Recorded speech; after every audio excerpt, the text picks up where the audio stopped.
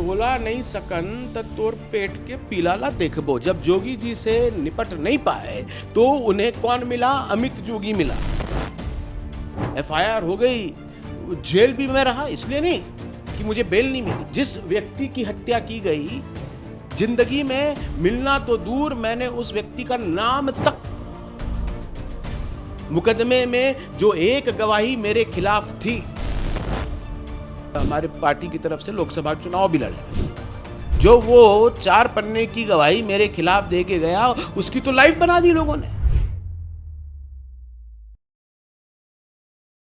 छत्तीसगढ़ का बहुचर्चित जग्गी हत्याकांड और उसमें फंसे छत्तीसगढ़ के प्रथम व पूर्व मुख्यमंत्री स्वर्गीय अजीत जोगी के बेटे अमित जोगी को 4 अप्रैल 2026 को छत्तीसगढ़ हाई कोर्ट द्वारा उम्र कैद की सज़ा सुनाई गई, जिसके बाद अमित जोगी ने सुप्रीम कोर्ट का रुख अपनाया, जहां से अमित जोगी को एक बड़ी राहत मिली। इस वक्त हम जोगी निवास पर ही मौजूद हैं, तो चलिए सीधे चलते हैं हम जोगी निवास के अंदर और अमित जोगी से बातचीत करते हैं राजनीति के बारे में, जो जग्गी हत्याकांड के विषय पर तमाम पहलुओं पर आज बातचीत करेंगे अमित जोगी से। तो चलिए सीधे चलते हैं अंदर और बातचीत का सिलसिला शुरू करते हैं।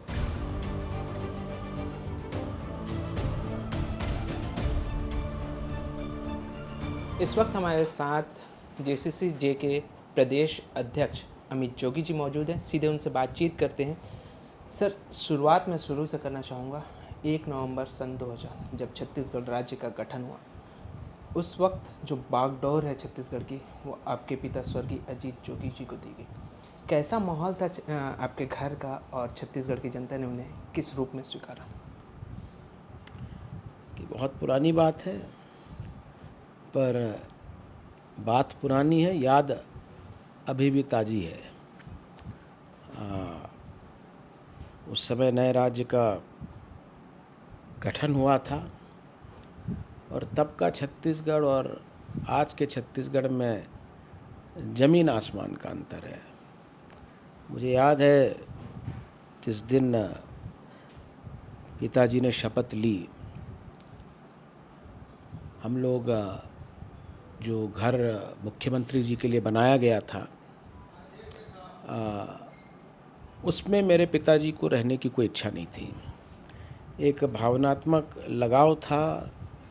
77 में पिताजी यहाँ रायपुर के कलेक्टर हुआ करते थे, तो उन्होंने इच्छा जाहिर करी कि मैं उसी घर में रहना पसंद करूँगा। और वो घर यहीं आप सामने देख सकते हैं, यहाँ से मुश्किल से 50 मीटर दूर भी नहीं है। तो उस घर में हम लोग रहने आए और मुझको याद है जब मैं आया था तो खूब पानी गिर रहा था, और जिस कमरे में हम लोग रुके थे, मैं और पापा एक ही पलंग में साथ ही सो रहे थे, तो छत छू रही थी और हम लोगों को ड्यूटी लगाई गई पापा ने कि ये बाल्टी रखी थी, वो पानी पूरा भर जाता था और फिर हम में से कोई उठता था, वो बाल्टी खाली करते थे, फिर दूसरी बाल्टी रखते थे, फिर वो जब भर जाती थी तो फिर उसको खाली करते थे। ऐसे करके हमने पहली रात यहाँ बिताई। मुझे इस बात की खुशी है कि एक बहुत मजबूत नींव स्वर्गीय जोगी जी रख के गए। आज अगर आप उनके कॉन्ट्रीब्यूशंस को हटा दें तो छत्तीसगढ़ में एब्सोल्युटली 0% काम हुआ है।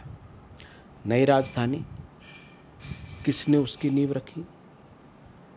यहाँ रायपुर में ही हम देखें, एम्स कौन लेके आया?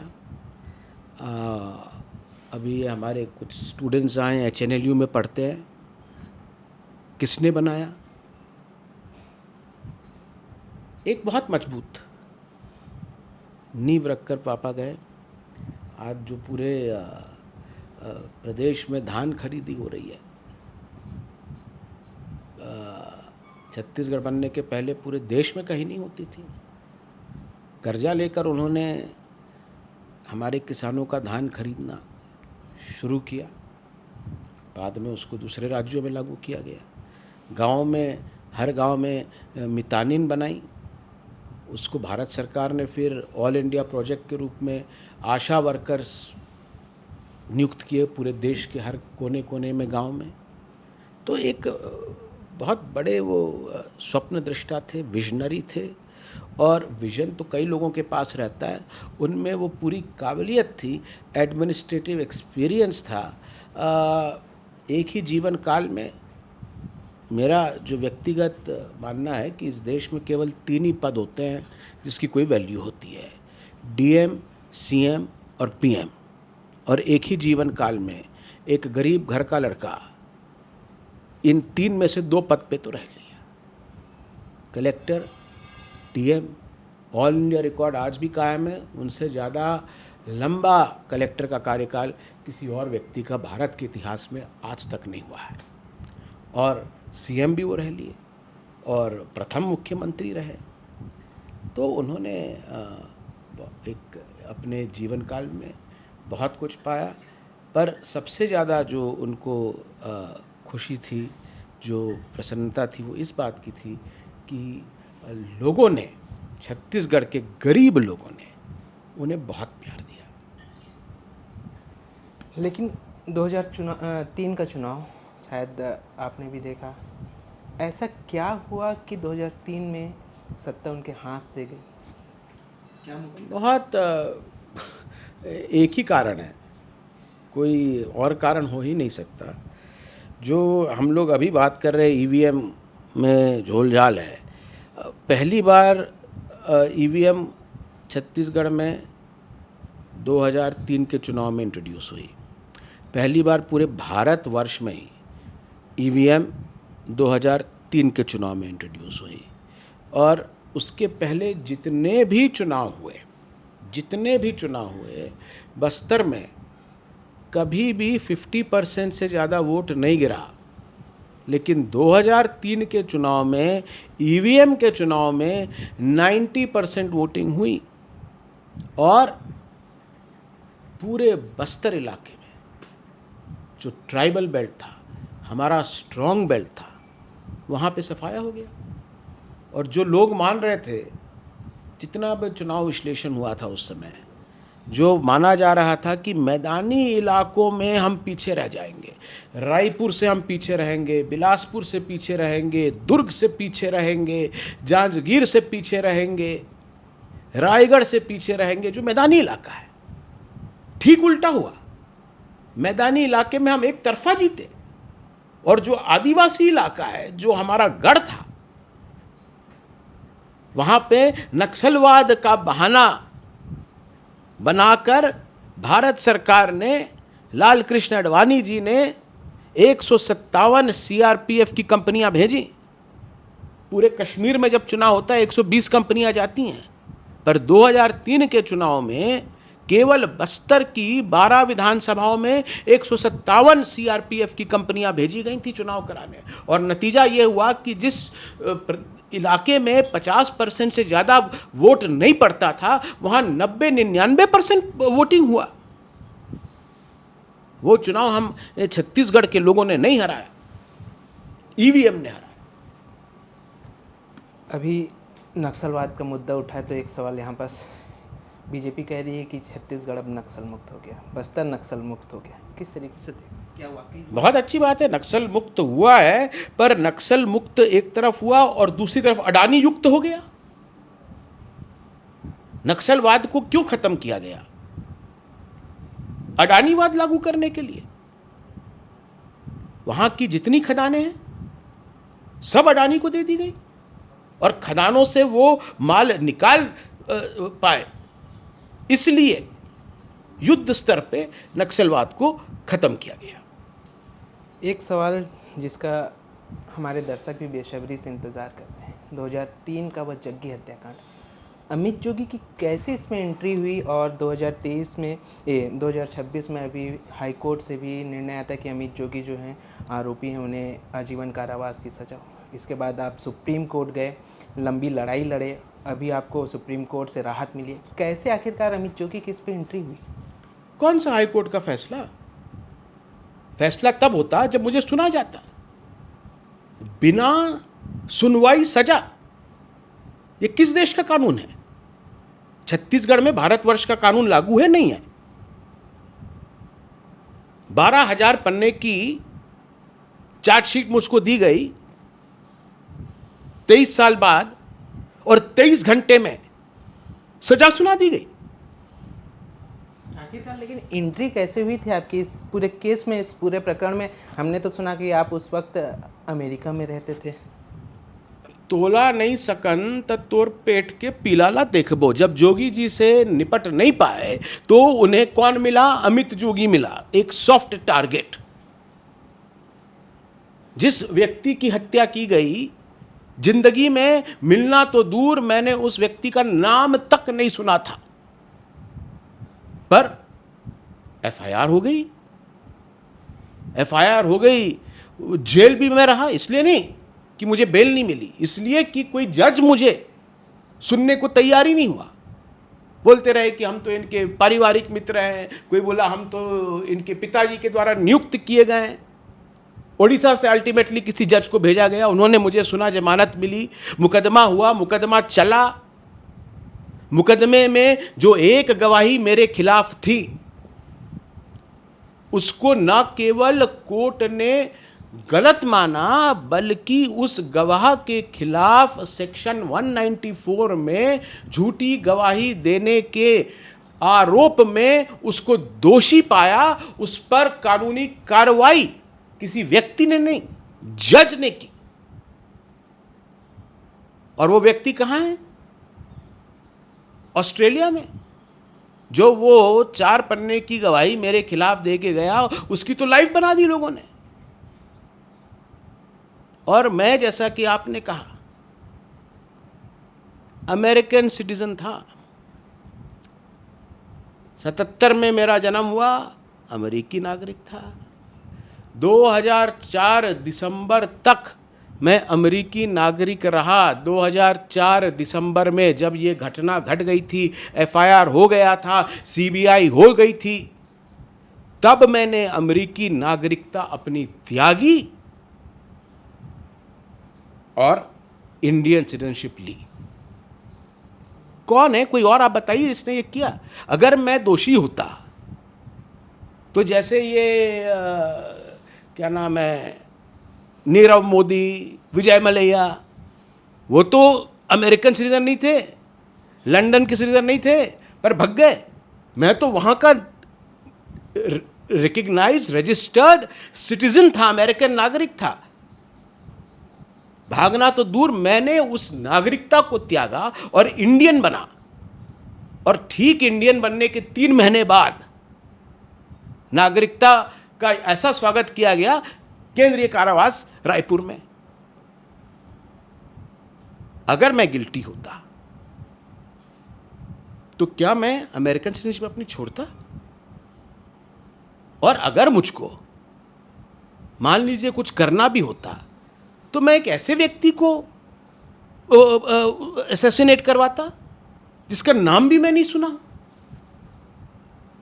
आपने कभी नाम तक नहीं सुना और उस केस में आपको आरोपी बता दिया गया। यस, यही तो मुझे समझ में नहीं आया कि जिस व्यक्ति को नाम सुनना दूर, मैं जानता नहीं हूं कि इस व्यक्ति नाम का व्यक्ति इस दुनिया में है भी, एग्जिस्ट करता है, ऐसे व्यक्ति की हत्या के षड्यंत्र में मुझको आरोपी बना दिया गया, मुकदमा चलाया गया। और अभी तो परिकाष्ठा हो गई कि मुझे बिना सुने सजा भी दे दी। देश में लॉ है या जोक है? आपने कभी सुना है? 25 मार्च को मुझको नोटिस आता है, नोटिस किसी और मामले का आता है। एक तरह से कहा जाए तो एक निमंत्रण आया मुझे कि शादी में आना है, शादी की पार्टी है। जब मैं वहां गया कोर्ट में तो शादी की पार्टी नहीं चल रही थी, 13वीं का कार्यक्रम हो रहा था। मैंने पूछा किसकी 13वीं है, तो बोले वो तो आप ही की 13वीं है। ये फैक्ट है, ये हुआ है। और यही कारण है कि हमारे देश के सर्वोच्च न्यायालय ने जितनी भी कार्रवाई हाईकोर्ट में की गई थी, जो ये ड्रामा किया गया था उस पर रोक लगा दी है। लेकिन दूसरा पक्ष जो है वो हाई कोर्ट द्वारा जो आया फैसला आपके विरुद्ध आया, आपके खिलाफ आया, उस पर उन्होंने कहा कि वो खुश हैं या फिर उसका सम्मान करते हैं कि 23 साल बाद जो है उन्हें न्याय मिला है। कैसा न्याय? बिना सुने एक सूली पर टांग देना ये न्याय है? कौन खुश हुआ आप बताइए? ये जो लोग सिनेमा देखते हैं कि 23 साल तक देखो ये न्याय से बढ़कर आदमी रह रहा था, अल्टीमेटली देर आए दुरुस्त आए, न्याय हो गया। क्या न्याय हुआ? अरे जो ये पूरा मेरे खिलाफ प्रकरण चलाया गया, क्या एविडेंस था? न्याय नहीं, सबसे बड़ा न्याय हुआ है। एक सवाल और है, 2016 में जीसीसीजे का गठन होता है, 2018 में 7 सीटें आती हैं आपकी, लेकिन वर्तमान में एक भी सीट नहीं है। वहीं आपने कांग्रेस में विलय के लिए पत्र भी लिखा है। क्या आगामी समय में आप कांग्रेस की तरफ से दिखेंगे या फिर जीसीसीजे का आगे चलेगा? देखिए, मैं इसको एक थोड़ा आपको बैकग्राउंड देना चाहता हूँ कि ये जो मैंने विलय का प्रस्ताव है वो क्यों दिया। विधानसभा चुनाव हुए, उसके बाद एक चीज़ तो स्पष्ट हो गई थी और लगभग सभी लोगों ने इस बात को मान भी लिया कि जब चुनाव करवाएगा कौन ये भी आप ही तय करोगे, इलेक्शन कमिश्नर कौन बनेगा ये उन्हीं को तय करना है, और अब मतदान कौन कर पाएगा, वोटर कौन बनेगा ये भी आप ही तय करोगे। तो ऊपर से लेकर नीचे तक जब पूरी प्रक्रिया पर आपने कब्जा जमा लिया है तो ये जो ईवीएम वाला चुनाव है इसकी कोई सैंक्टिटी नहीं रही। ऐसे में मैंने, मेरी पार्टी ने यह निर्णय लिया कि हम लोग जब तक ये ईवीएम वाला चुनाव होगा हम इस चुनाव का बहिष्कार करेंगे, इसमें भाग नहीं लेंगे।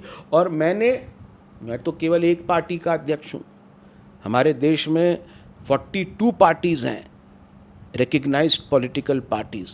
सभी पार्टी के अध्यक्षों को मैंने ये प्रस्ताव भेजा कि हम सब जो ये बोलते हैं कि ईवीएम वाला चुनाव रिग्ड है, फेयर नहीं है, हमको इस चुनाव का बहिष्कार करना चाहिए।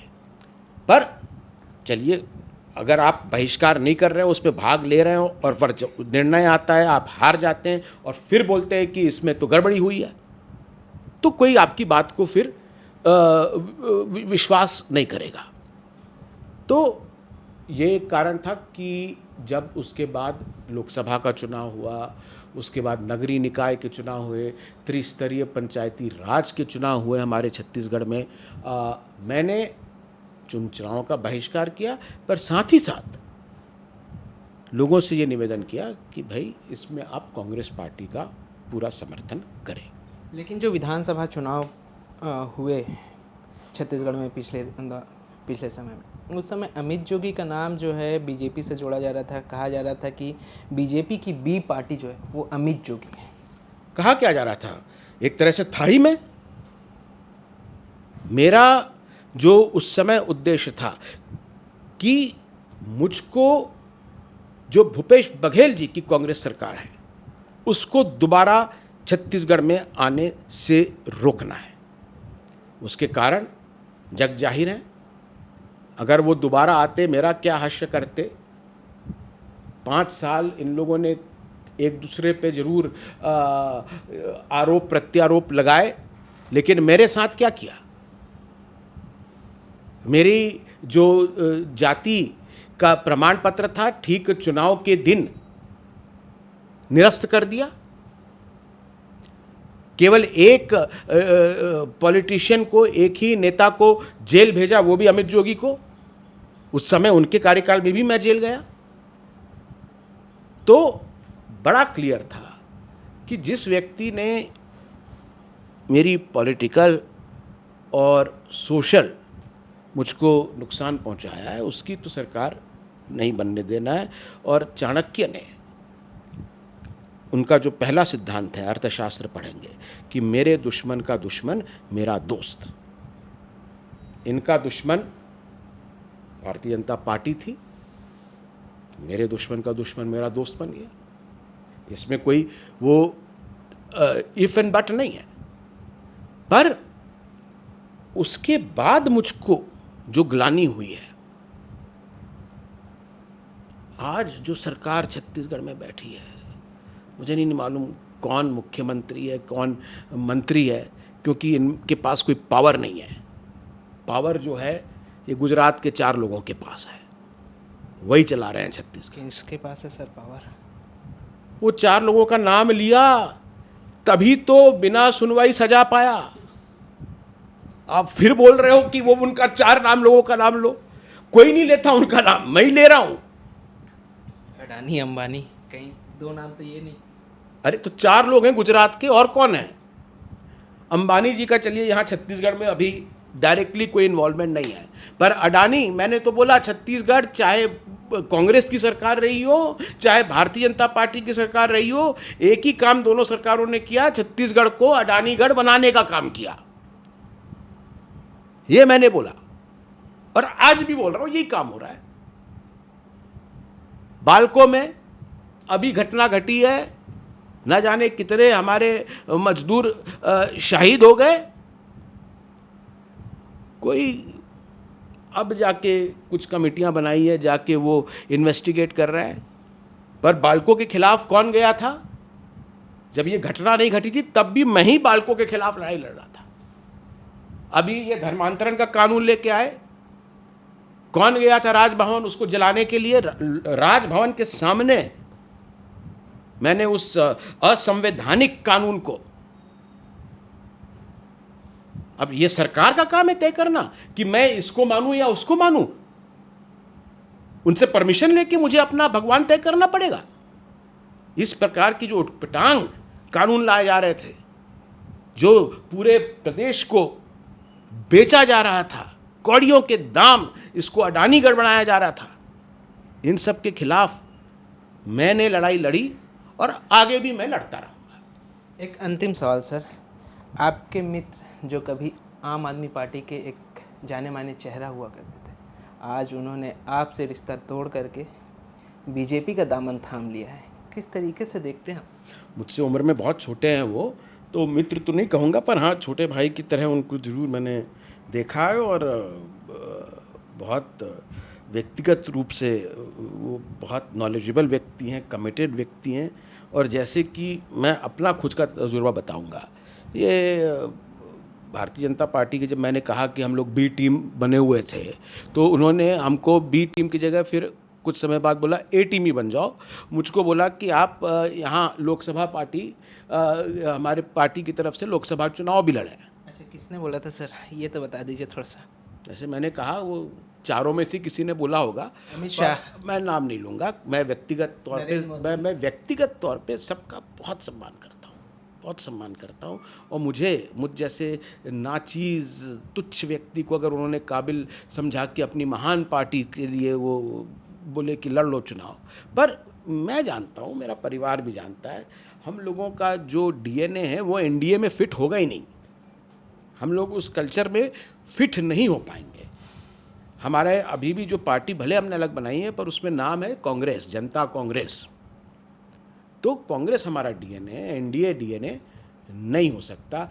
वही बात राघव चड्ढा जी पर भी मैं समझता हूँ कि लागू होगी। अभी ठीक है, क्या मजबूरियाँ रही होंगी, अब उनको बोल दिया कि एक तरफ है जेल और दूसरी तरफ है ये हमारा मेल, तो उन्होंने वो मेल करना पसंद किया, जेल जाना नहीं पसंद किया, इसलिए चले गए।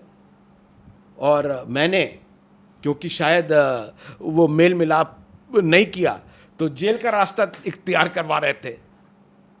पर ये हमको समझना पड़ेगा, राघव जी को भी समझना चाहिए कि ये देश जो है ये किसी एक प्रधानमंत्री, गृह मंत्री, उद्योगपति, कॉरपोरेट घराने से नहीं चलता है। ये देश आज भी अगर कोई चला रहा है तो बाबा साहब अम्बेडकर का संविधान चला रहा है। उस पे आस्था रखो, ऊपर वाले पे आस्था रखो, तो कोई रत्ती भर भी आपको कुछ नहीं बिगाड़ सकता। और इसका जीता जागता प्रमाण यहाँ आपके सामने बैठा है। तो ये थे जेसीसी जे के प्रदेश अध्यक्ष अमित जोगी जी, जिनसे तमाम विषयों पर बात हुई है अभी, चाहे वह फिर राजनीति की हो, चाहे फिर वह जग्गी हत्याकांड की हो, चाहे फिर वह तमाम चीज़ें इनकी निजी जीवन की हो ना हो। बहरहाल ये तमाम जानकारियाँ आपको कैसी लगी हमें कमेंट कर ज़रूर बताएं, और ऐसी ही खबरों को देखने के लिए सब्सक्राइब ज़रूर करें छत्तीसगढ़ के अपने डिजिटल चैनल CG Unfiltered को।